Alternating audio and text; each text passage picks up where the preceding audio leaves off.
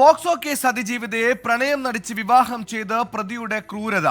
വിവാഹത്തിന് ശേഷം അതിക്രൂരമായി മർദ്ദിച്ചു. ദിവസങ്ങളോളം പട്ടിണിക്കിട്ടു. യുവതിയുടെ ഫോൺ നമ്പർ അശ്ലീല സൈറ്റുകളിലിട്ട് അപമാനിക്കാനും ഭർത്താവ് ശ്രമിച്ചു.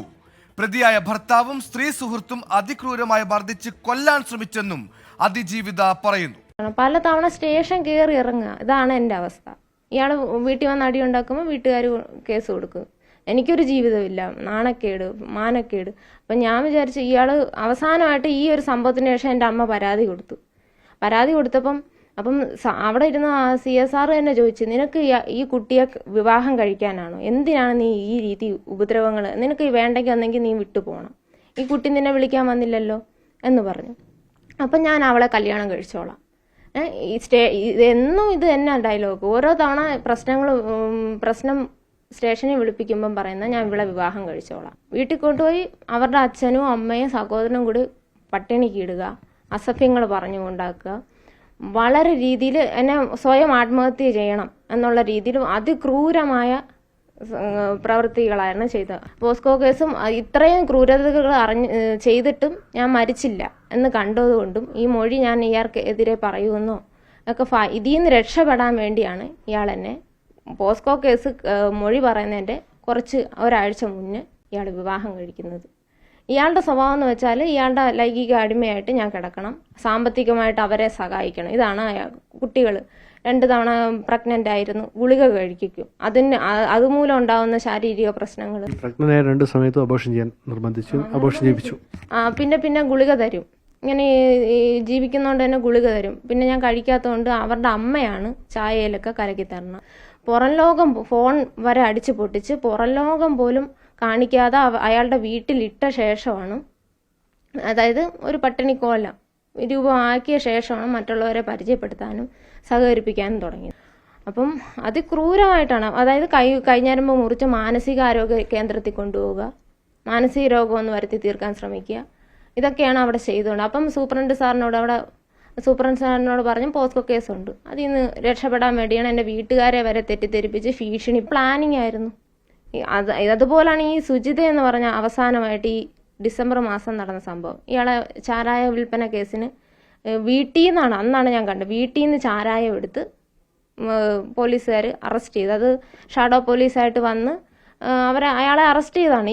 ഈ സ്ത്രീ മുഖേനയാണ് ഈ ചാരായ വിൽപ്പന, പെൺവാണിപ്പം ഒക്കെ ഈ സ്ത്രീയെ കേന്ദ്രീകരിച്ചാണ്. ഈ സ്ത്രീക്ക് വളരെ മറ്റുള്ളവരുമായിട്ട് ഭയങ്കര കമ്മ്യൂണിക്കേഷനും കാര്യങ്ങളും ഒക്കെ ഉള്ള. നിങ്ങൾ ഏതെങ്കിലും തരത്തിൽ ലൈംഗികപരമായി മറ്റുള്ളവർക്ക് വേണ്ടി ഉപയോഗിക്കാനായിട്ട് ശ്രമിക്കുകയോ നിർബന്ധിക്കുകയോ ചെയ്തിട്ടുണ്ടോ? അങ്ങനെ ചോദിച്ചാൽ എൻ്റെ നമ്പർ സെക്സ് സൈറ്റിലിടുക, മറ്റുള്ളവരെ കൊണ്ട് വിളിപ്പിക്കുക, ആണുങ്ങളെ കൊണ്ട് വിളിപ്പിക്കുക. അശ്ലീല സൈറ്റിലൊക്കെ എൻ്റെ ഫോൺ നമ്പർ ഇട്ടിട്ടുണ്ടായിരുന്നു. അപ്പം ഞാനിത് കംപ്ലൈൻറ്റ് ചെയ്യും, പരാതിപ്പെടും എന്നൊക്കെ ഉള്ള രീതി ആയപ്പോഴാണ് അത് നിർത്തി. ഈ സ്ത്രീ ഈ കഴിഞ്ഞ 27 ജനുവരി മാസം എന്നെ വിളിച്ചു വരുത്തുക, അവരുടെ വീട്ടിലോട്ട് വിളിച്ചു വരുന്നത്. അവിടെ വെച്ചാണ് എന്നെ അവിടെ ഇട്ട് അതിക്രൂരമായിട്ട് ഇവർ 2 പേരും എനിക്കറിയില്ല, എന്നെ ഒരു ചെന്നായ എന്നോളം കൈയായാലും കാലിലും ആ സ്ത്രീ ആണെങ്കിൽ എൻ്റെ കൈയും കാലും പിടിച്ച് വലിച്ച് അപ്പുറത്തെ റൂമിൽ കൊണ്ടുപോവുക. ഇയാൾ ഭിത്തിയോട് ചേർത്ത് ഞാനിങ്ങനെ നിൽക്കുക, ഭിത്തിയോടെ ചേർത്ത് എന്നെ ഇങ്ങനെ ശ്വാസം മുട്ടിക്കുക. ഈ ശ്വാസം പോലും കിട്ടാതെ ഞാൻ നിൽക്കുക. എന്നെ ചെവിക്കുറ്റിക്ക് അടിച്ച് എന്നെ തറയിലിട്ട് ചവിട്ടി, എൻ്റെ നെഞ്ചത്തൊക്കെ ചവിട്ടി കൂട്ടി. എനിക്ക് അറിഞ്ഞൂടാ അത് പറയാൻ.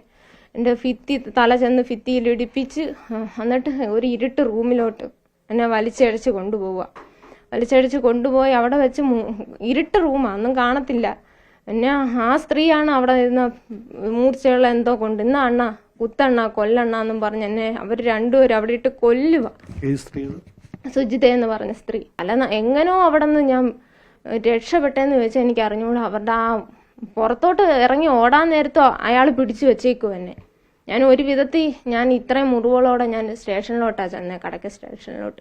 എല്ലാവരെയും ഞാൻ കുറ്റം പറയുന്നില്ല. അവിടുത്തെ ഒരു പോലീസ് ഉദ്യോഗസ്ഥൻ ഈ ആളുടെ ബന്ധുവായിരുന്നു.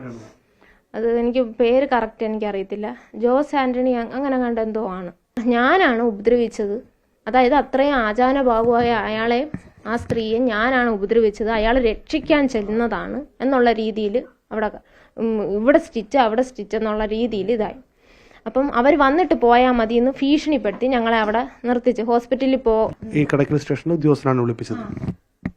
ഉദ്യോഗസ്ഥനാ വിളിപ്പിച്ച് ഞങ്ങൾ ഒളിച്ചോടണം. തെറ്റ് ചെയ്ത ആൾക്കാരെ പേടിച്ച് ഞങ്ങൾ ഒളിച്ചോടണം. അതാണ് അവസ്ഥ.